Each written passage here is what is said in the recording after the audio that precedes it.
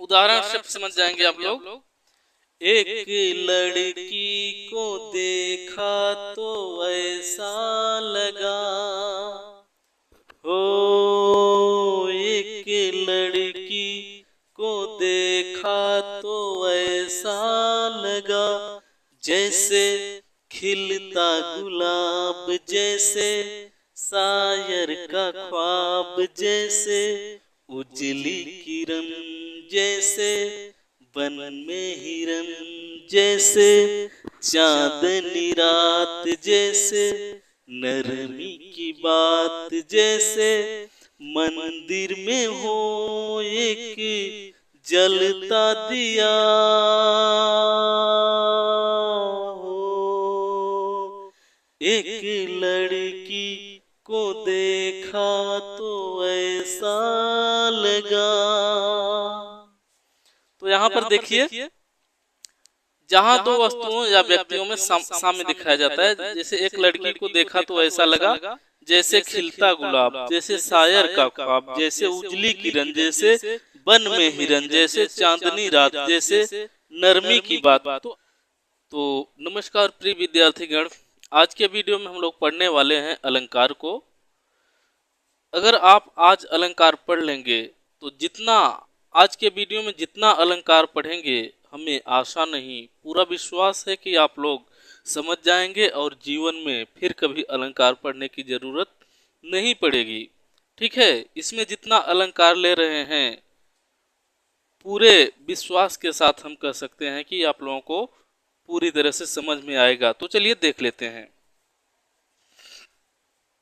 अलंकार, अलंकार का शाब्दिक अर्थ होता है,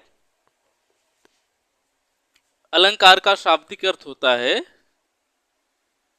शाब्दिक अर्थ होता है आभूषण। क्या होता है? आभूषण। आभूषण से क्या होता है? आभूषण यानी गहना। जिस तरह से कोई स्त्री गहना पहन लेती है तो वो बहुत सुंदर दिखती है, उसी तरह से काव्य में अलंकार का प्रयोग अगर कर देते हैं तो काव्य भी बहुत सुंदर हो जाता है, काव्य की भी शोभा बढ़ जाती है। ठीक है, समझ गए होंगे आप लोग। तो अगर परिभाषा लिखना चाहें तो परिभाषा लिख सकते हैं, काव्य की शोभा बढ़ाने वाले तत्वों को क्या कहते हैं? अलंकार कहते हैं।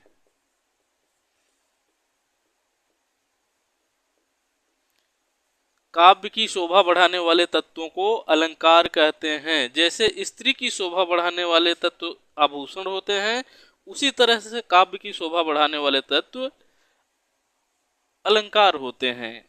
ठीक है, तो अलंकार से काव्य की शोभा बढ़ जाती है, जिस तरह से गहने से स्त्री की शोभा बढ़ जाती है। तो अलंकार को मुख्य रूप से तो दो भाग में पढ़ते हैं। एक उभयालंकार होता है, लेकिन उभयालंकार नहीं, आज हम लोग देखेंगे मुख्य रूप से जो आपके एग्जाम में आता है उसको देखेंगे, ज्यादातर जो एग्जाम में पूछा जाता है। तो एक होता है आपका क्या,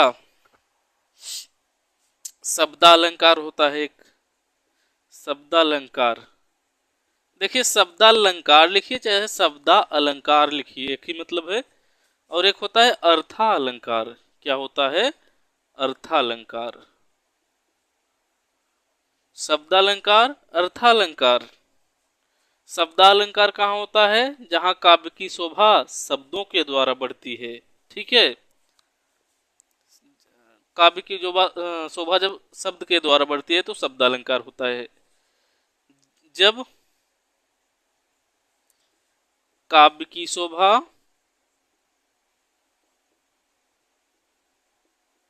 कैसे बढ़ती है? काव्य की शोभा शब्दों के माध्यम से, शब्दों के माध्यम से, शब्दों के माध्यम से बढ़े। जब काव्य की शोभा शब्दों के माध्यम से बढ़े, शब्दालंकार। जब काव्य की शोभा, जब काव्य की शोभा, जब काव्य की शोभा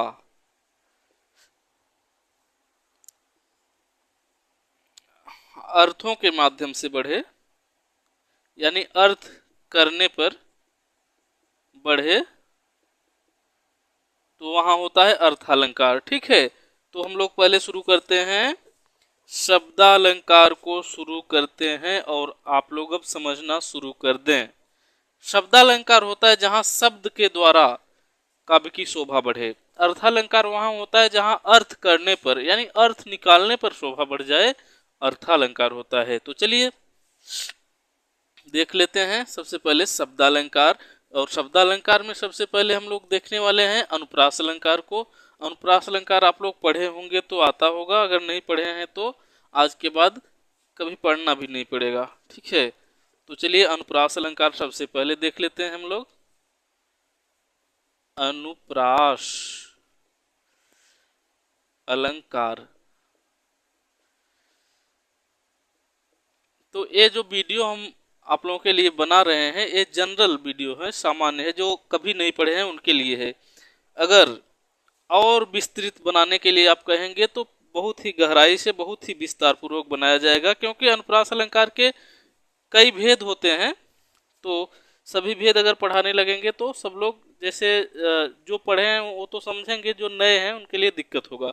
तो अगर आपको संपूर्ण चाहिए तो हम बना देंगे वीडियो और अच्छे से पढ़ाएंगे। इसमें हम जो मतलब कभी जो नहीं पढ़े हैं उनके लिए है वीडियो, और आप समझ जाएंगे, ये हम गारंटी ले रहे हैं। अगर आपको थोड़ा बहुत भी हिंदी अगर पढ़ते हैं आप तो समझेंगे पूरी तरह से। तो चलिए अनुप्रास अलंकार। अनुप्रास अलंकार में क्या होता है, यहाँ शब्दों की क्या होता है, वर्णों की आवृत्ति होती है। वर्णों की आवृत्ति, इसमें क्या होती है, वर्णों की आवृत्ति होती है। किसमें, अनुप्रास अलंकार में। आवृत्ति का मतलब एक ही वर्ण बार बार आना, इसी को आवृत्ति कहते हैं। एक ही वर्ण जब एक से अधिक बार, कई बार एक वर्ण आते हैं जिस पंक्ति में, तो वहां पर हो जाता है क्या, अनुप्रास अलंकार। जैसे देख लीजिए, एक उदाहरण ले रहे हैं, चंदू की चाची ने चंदू के चाचा को चांदी के चम्मच से चटनी चटाया। चंदू की चाची ने चंदू के चाचा को चांदी के चम्मच से चटनी चटाया। यहाँ पर देखिए, चंदू की चाची ने चंदू के चाचा को चांदी के चम्मच से चटनी चटाया। तो यहाँ देखिए च कई बार बार आया है, यहाँ पर च बार बार आया है, 1 2 3 4 5 6 7 8, च कई बार आया है। ये जरूरी नहीं है कि इतना बार आए, ठीक है, बहुत बार आए ये जरूरी नहीं है, लेकिन कई बार आना चाहिए। ठीक है, और देख लेते हैं उदाहरण। अनुप्रास में एक ही अक्षर यानी एक ही वर्ण कई बार आता है, बार बार रिपीट होता है, तो अनुप्रास अलंकार होता है। और उदाहरण देख लेते हैं।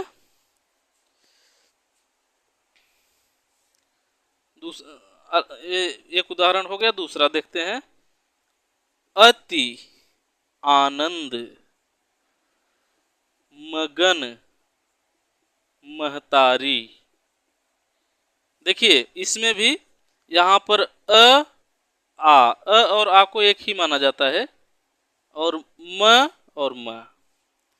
तो यहाँ अ की आवृत्ति हुई है, यानी अ एक से अधिक बार आया है, 2 बार, आ एक ही माना जाता है। और यहाँ पर म 2 बार आया है, ठीक है, म।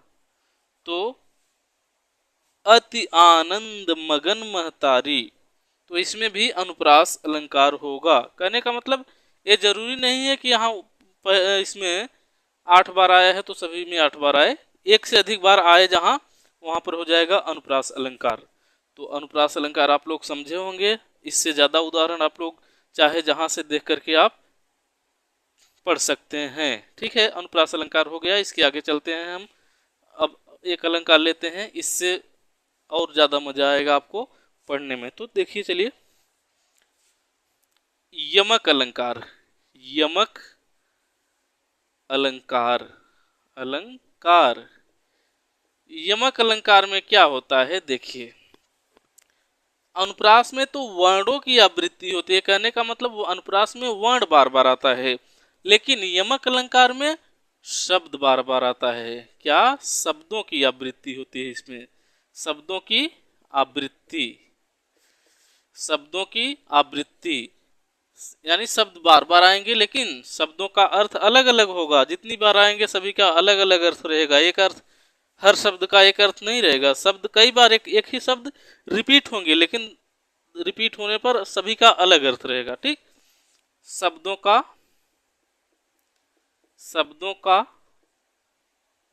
अर्थ अलग अलग, अलग अलग, ठीक है। शब्द एक से ज्यादा बार आएंगे, कई बार आएंगे, लेकिन एक से ज्यादा बार आएंगे, 2 बार आएंगे, 3 बार आएंगे, लेकिन सभी का अर्थ अलग अलग होगा। अब उदाहरण देख लेते हैं। जैसे उदाहरण देखते हैं, जैसे जैसे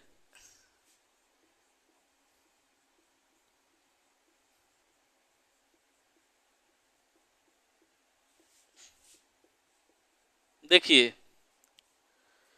सजना है सजना के लिए, सजना है सजना के लिए, सजना, सजना है सजना के लिए। तो हम देखिए, शब्दों की आवृत्ति, यानी शब्द बार बार आ सकते, एक से अधिक बार आएंगे, शब्दों का अर्थ अलग अलग होता है। सजना है, एक सजना यहाँ आ गया, सजना के लिए एक सजना यहाँ आ गया, तो दोनों का अर्थ अलग है। सजना है यानी इस सजना का अर्थ हो जाएगा सजना, संवरने सजने की बात की जा रही है, ठीक है। यानी श्रृंगार करने की बात की जा रही है, श्रृंगार करना। सजना है यानी श्रृंगार करना है, सजना संवरना है। सजना के लिए, एक सजना का अर्थ हो गया क्या? पति हो सकता है, सजना मतलब पति, ठीक है। एक सजना का अर्थ हो गया श्रृंगार करना, एक सजना का अर्थ हो गया पति, हो गया आपका, जो सजती हैं महिलाएं।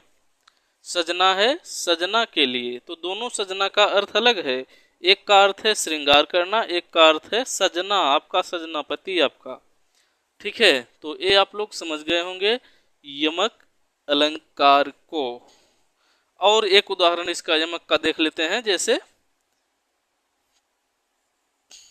काली घटा का, काली घटा का घमंड घटा, काली घटा का घमंड घटा। एक घटा यहाँ पर है और एक घटा यहाँ पर है। काली घटा का, घटा माने बादल होता है, बादलों का समूह, घटा का मतलब बादलों का समूह। काली घटा का यानी काली बादलों का घटा जो है, काले बादलों के समूह का घमंड घटा। घमंड, एक घटा का मतलब हो गया घट गया, यानी कम हो गया, कम हो गया, ठीक है। एक घटा का मतलब हो गया बादलों का समूह, एक घटा का मतलब हो गया घट गया, घटना यानी कम होना। काली घटा का घमंड घटा। तो यमक अलंकार आप बहुत अच्छे से समझे होंगे। सजना है सजना के लिए, काली घटा का घमंड घटा। आगे चलते हैं और आप लोग समझ रहे होंगे, हमें पूरा विश्वास है, क्योंकि ऐसा उदाहरण ही ले रहे हैं आप लोग को जिससे तुरंत समझ में आ जाए, ठीक है। ऐसे उदाहरण जब पढ़ेंगे तो आप जीवन में कभी नहीं भूलेंगे जो अलंकार पढ़ ले रहे हैं आज। अगला अलंकार देखिए, अगला श्लेष अलंकार को देखते हैं अब हम लोग। कौन सा? श्लेष। श्लेष, ये और खतरनाक उदाहरण इसका ले रहे हैं हम। ठीक है, श्लेष का शाब्दिक अर्थ होता है, श्लेष का शाब्दिक अर्थ होता है चिपका हुआ। चिपका हुआ। श्लेष अलंकार का शाब्दिक अर्थ होता है चिपका हुआ, और इसका एक शब्द का कई अर्थ होता है। एक शब्द का कई अर्थ। ठीक है, श्लेष अलंकार में एक शब्द का कई अर्थ होता है, और यमक में तो होता है एक शब्द एक से ज्यादा बार आते हैं, लेकिन सभी का अर्थ अलग अलग होता है। लेकिन इसका एक ही शब्द का कई अर्थ होता है। किसमें? श्लेष में। उदाहरण देखेंगे तब समझ जाएंगे। उदाहरण लिखते हैं, चरण धरत चिंता करत। चरण धरत चिंता करत, भावत नींद न सोर। भावत नींद न सोर। ठीक है, सुबरन को ढूंढत फिरत। सुबरन। सुबरन छोटी सु। सुबरन को ढूंढत फिरत, भावत। सुबरन को ढूंढत फिरत, कभी कामी और चोर। कभी कामी और चोर। दिख रहा है कि नहीं, एक बार देख लेते हैं। दिख रहा है। चलिए देखिए, इसका देखिए उदाहरण श्लेष अलंकार का आप समझ जाएंगे। सुबरन का यहाँ तीन अर्थ है। सुबरन का कितना अर्थ है? तीन अर्थ। कहने का मतलब एक ही शब्द का कई अर्थ यहाँ हम लिखे हैं। एक शब्द का कई अर्थ रहता है। तो देखिए, सुबरन का अर्थ हो जाएगा, एक सुबरन का अर्थ तो हो जाएगा, एक अर्थ हो जाएगा सुंदर वर्ण। क्या हो जाएगा? सुंदर वर्ण। सुंदर वर्ण यानी अक्षर, सुंदर अक्षर जो ये लिखे हैं, ये वर्ण। ठीक है, वर्ण का मतलब ये हो गया। एक अर्थ तो ये हो गया। दूसरा अर्थ हो जाएगा सुंदर, सुंदर रंग वाली स्त्री। रंग वाली स्त्री। वर्ण का मतलब रंग होता है। सुबरन, बरन माने सुबरन, सुबरन यानी सुंदर रंग वाली। तीसरा हो जाएगा, तीसरा हो जाएगा स्वर्ण। सुबरन माने स्वर्ण भी होता है, स्वर्ण सोना भी हो जाएगा। ठीक है, अब देखिए सुबरन का कई अर्थ हो जाएगा। अर्थ देखिए, चरण धरत चिंता करत, भावत नींद न सोर। सुबरन को ढूंढत फिरत, कभी कामी और चोर। देखिए, कवि जो कविता लिखता है, कामी का मतलब होता है जो स्त्रियों के चक्कर में रहता है, पड़ा रहता है उन, ठीक है, उनकी सुंदरता के लिए पागल रहता है देखने के लिए, और उनके चक्कर में जो रहता है वो कामी कहलाता है। चोर जो चोरी करता है। ठीक है, चरण धरत चिंता करत, भावत नींद न सोर। चरण धरत चिंता करत, चरण जैसे दरवाजे पर रखते हैं अंदर जाने के लिए, तो उनको चिंता रहती है, चिंता करते हैं। क्यों चिंता रहती है? और भावत नींद न सोर, और उनको न तो शोर अच्छा लगता है, न तो नींद नींद भी नहीं आती है। किसको किसको नींद नहीं आती है? कवि जो होता है मतलब लिखने में मस्त रहता है, कामी जो रहता है उसको चिंता रहती है कि कोई पकड़ न ले, देख न ले, और चोर को भी वही चीज रहती है, पकड़ा न जाए चोरी करते हुए। तो देखिए, अब देखिए अर्थ इसका देखिए, चरण धरत चिंता करत भावत नींद न सोर, इनको नींद चैन नहीं आती है। सुबरन को ढूंढत फिरत, सुबरन माने सुबरन सुंदर वर्ण, सुंदर वर्ण यानी सुंदर अक्षर वर्ण जो ये लिखा गया है, सुंदर वर्ण कौन ढूंढता फिरता है, खोजता फिरता है? कवि खोजता फिरता है। कवि के लिए सुंदर वर्ण हो जाएगा, सुंदर वर्ण का अर्थ हो जाएगा कवि के लिए इसका हो जाएगा सुंदर रंग वाली स्त्री के लिए हो जाएगा। कामी जो होता है वो सुंदर रंग वाली स्त्री को खोजता है, और कवि जो होता है सुंदर वर्ण खोजता है, सुंदर वर्ण यानी अक्षर खोजता है। कामी जो होता है सुंदर स्त्री खोजता है। और स्वर्ण कौन खोजता है? चोर खोजता है। सोना कौन खोजता है? चोर खोजता है। तो तीन तीन अर्थ, सुबरन का तीन अर्थ निकला यहाँ पे। तो श्लेष अलंकार हो गया। श्लेष अलंकार में एक ही शब्द का कई अर्थ होता है, तो कई अर्थ हुआ कि नहीं हुआ आप लोग समझे होंगे, हमें पूरा विश्वास है। तो आगे चलते हैं।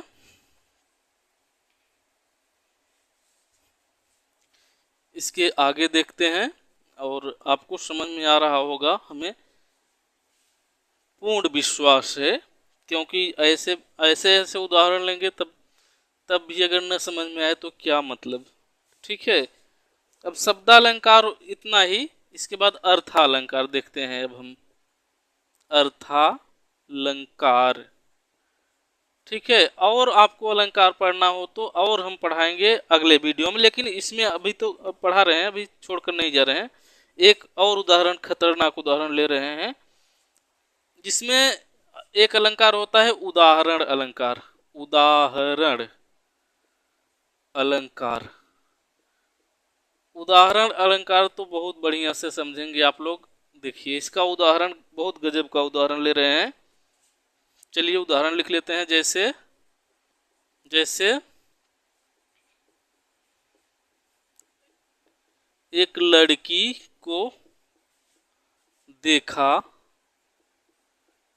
तो ऐसा लगा जैसे जैसे एक लड़की को देखा तो ऐसा लगा जैसे खिलता गुलाब, खिलता गुलाब। जैसे शायर का ख्वाब, शायर का ख्वाब। जैसे उजली किरण, जैसे वन में हिरन। जैसे जैसे चांदनी रात, जैसे चांदनी रात।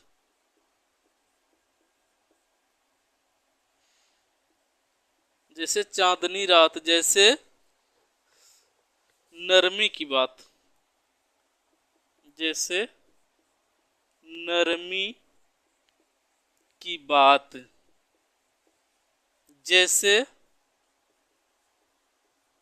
मंदिर में हो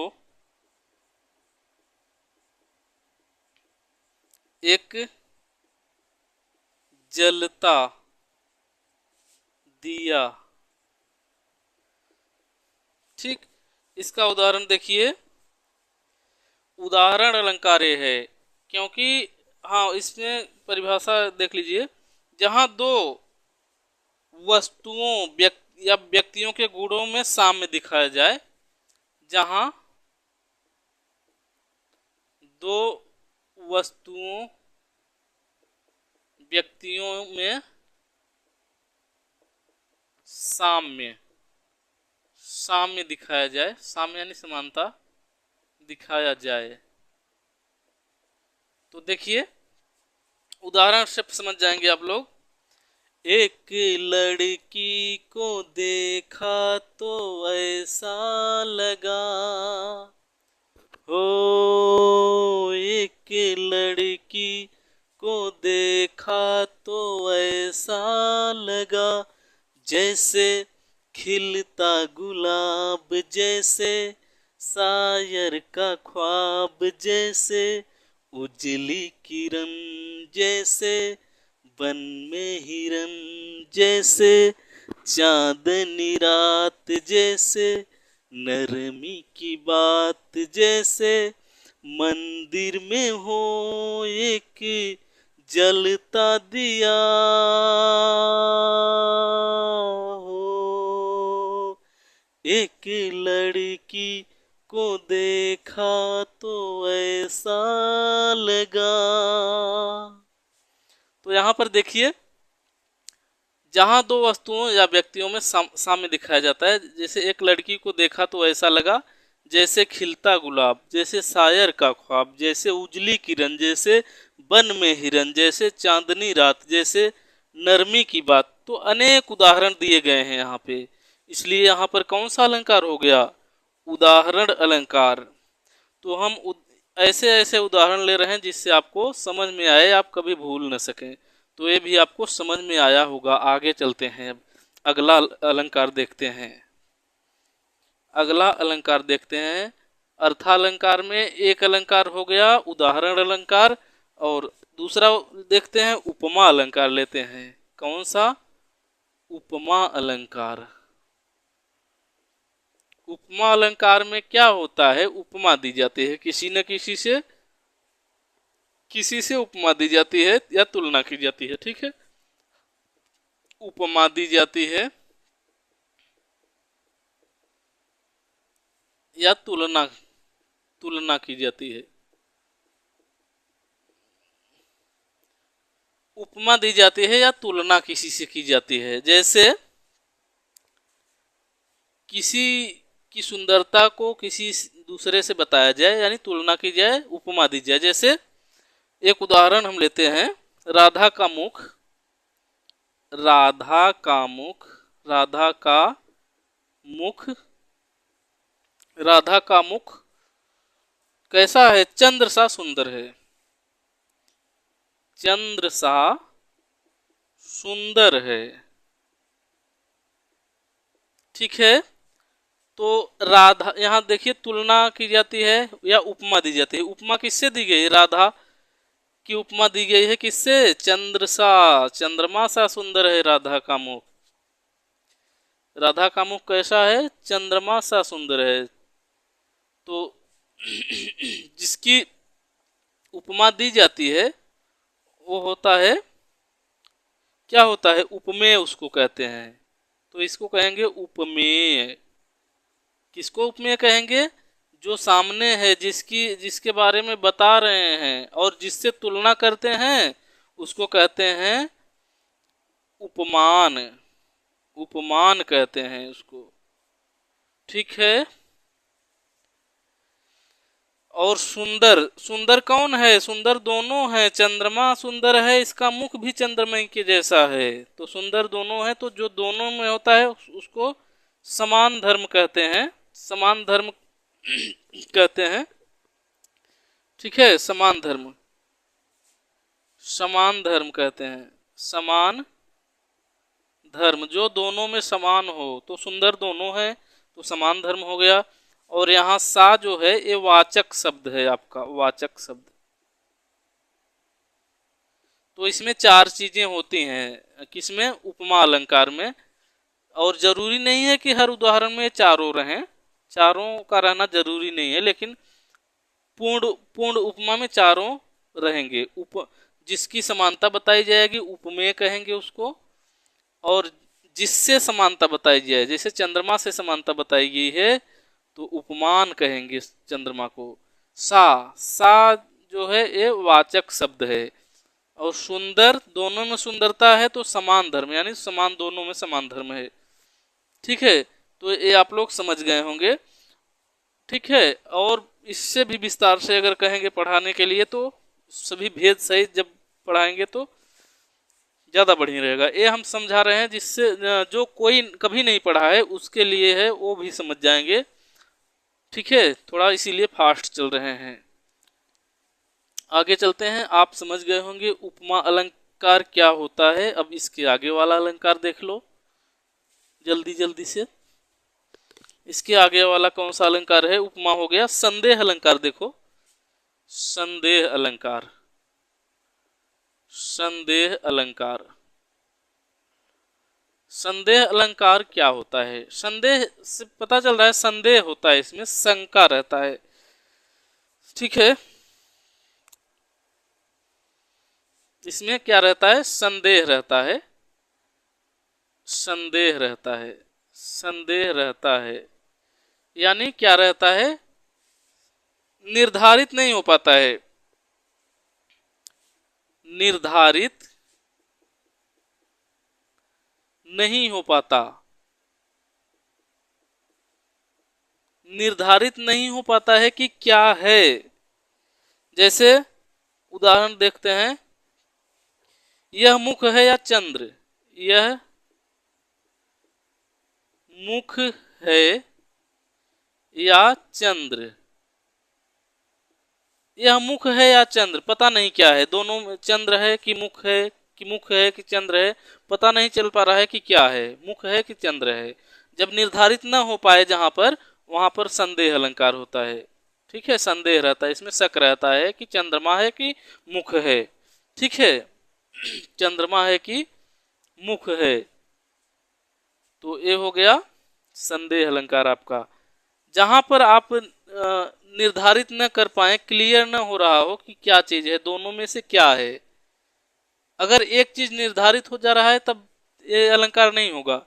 जब निर्धारित ही नहीं हो पा रहा है, दो मतलब एक चीज है लेकिन उसको कुछ और समझ रहे हैं, दो चीज समझ रहे हैं, अलग अलग चीज समझ रहे हैं एक चीज को, तो यहाँ पर हो जाता है संदेह अलंकार। कहने का मतलब एक ही चीज को अलग अलग चीज समझ रहे हैं, समझ में नहीं आ रहा है कि क्या है आखिरकार है, तो ये हो जाएगा संदेह अलंकार। यानी शक है, इसमें कंफर्म नहीं हो पा रहा है। ठीक है, संदेह अलंकार। एक होता है भ्रांतिमान अलंकार, इसी जैसा होता है भ्रांतिमान, भ्रांतिमान अलंकार, भ्रांतिमान अलंकार।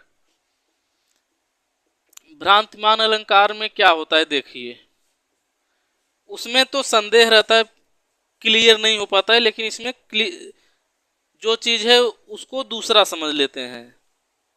भ्रांतिमान में क्या होता है? एक वस्तु